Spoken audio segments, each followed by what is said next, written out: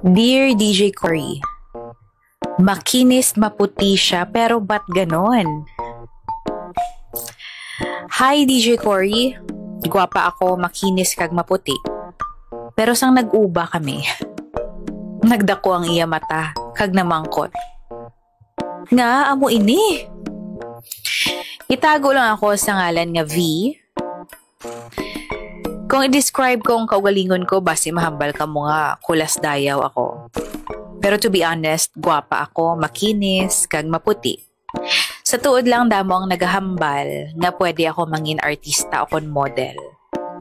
Artista? Ma-agree ako. Pero model? Hindi pwede kay kulang ako sa height. 5'5" lang ako, pero bisan kulang ako sa height, may kurbada naman. Kag madako ang akon nga future. Kag matambok ang akon nga Bolivia. Gani ang mga lalaki sa amon nga kalye daw mga bukaw kung makita nila ako. Daw nagamuludlo gid ang ilang nga mga mata. Maayo lang, asta lang sila sa tulok. Mga gentleman man sila. But you know, boys will be boys. In case you're wondering, single man ako gihapon as sa subong. Wala ko pa nakita si Mr. Right. Laban abi sa mga nagadiskarte sa akon, mga pakboy. Balaan ko nga lawas ko lang ang tuyo nila. Wala man ko gadali I know nga may lalaki gid nga maabot nga deserving sang akon nga pagpalangga kag kagwapahan. Fast forward kita isa ka adlaw. Nagkadto ang akon hinablos sa amon balay. Ang hinablos ko nga ini bata pa, 8 years old nga babayi. Close katama sa akon. Wala tao sa balay sa amo to nga time kag mainit ang panahon. Gani nagdesisyon ako nga maligo anay. Galing ang hinablos ko nga 8 years old. Gusto man maligo. Ti kay mapagaisano pa ako para mag-grocery, ginsabay ko na lang siya. Sa akon pagpaligo, wala mali siya ha, kay parehas man kami nga babae kag inosente pa siya. So nag-uba na kami sa amon mga bayo, kag ginpaandar ang shower. Sa nagapaligo na kami, na-notice ko nga, ang hinablos ko nga bata, nagatulok gid sa akon nga papaya. As in, ginahimutaran niya gid. Kag daw mga holen sa kabilog ang iya nga mga mata. Sa pinsar ko, na-curious na siya siguro mo. Base na tingala siya nga adako yang akon nga papaya, kag ang iya daw mga sarisa. So, ginbamangkot ko siya. Nga, ginatulok mo gid ini. Sabay tudlo sa akon nga papaya. Natingala ka nga wala kasi ni. Don't worry, kay kun magdalaga ka na, matubuan ka man sini. Nagtango lang sang iya nga ulo ang akon nga hinablos nga bata. Tapos namangkot.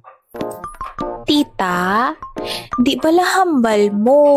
Nagapaligo kita para mag-clean kag mag-white ang aton nga face kag skin. Ginsabat ko siya sang, oo naman, kag para mahamot kita everyday amo na gali auntie. Okay, sabat sang bata. Pero nakita ko sa iya mga mata nga nagalibog gid ang ulo niya. Feeling ko tuloy, hindi iswak ang ako ng mga sabat sa pamangkot niya. O kung base may gusto pagid siya pamangkoton pero nahuya lang siya. So ginpamangkot ko siya liwat, samtang nagasabon ako sang akon mga paa. Nga pamangkot mo na langga how. Kaginsabat niya ako nga. Kay tita, kay itong sang imo nga dughan. Ina bala ho. Sabay tudlo sa akon yung mga neps. Wala mo na ginakuskusan, how? Nakibot ako sang ginhambal ato sang hinablos ko. Wala ako makasabat. Tapos naghirit pa siya. Kambalya. Kag ina, pagit pala tita ho. Nga wala mo ginasibinan. Sabay tudlo sang ako nga hita. Ka-white sang imo nga skin, pero black ang imo nga legs, kang imo nga breast. Ay, nakakaloko. Dugan iton kung hinablos ko nga bata ngayon Mariit sungad, bastos. Wala ko kabalo kung anong batsyagon ko sang nabatian ko ato. Abi siguro sang bata batuta may buling ang dugan ko kagang hita ko na kinahanglan ko luguran. Ay nako, after sad to wala nagid ko yan nagsabay-sabay paligo sa iya. Kag daw mga 1 week ko man siya wala gid sa pack. Kaya doon na-visit gid ko sorry lang ha.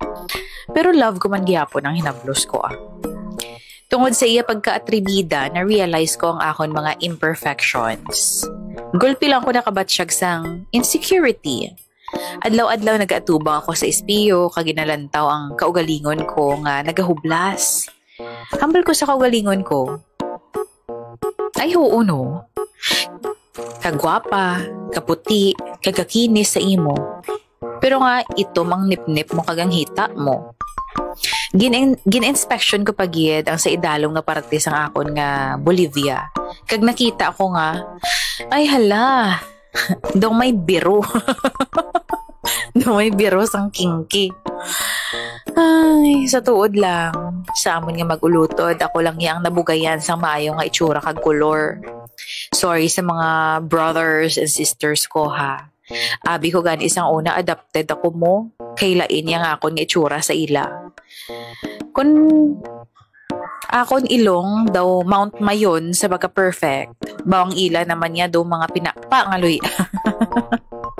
Anyway, diri ko na-realize nga nobody's perfect.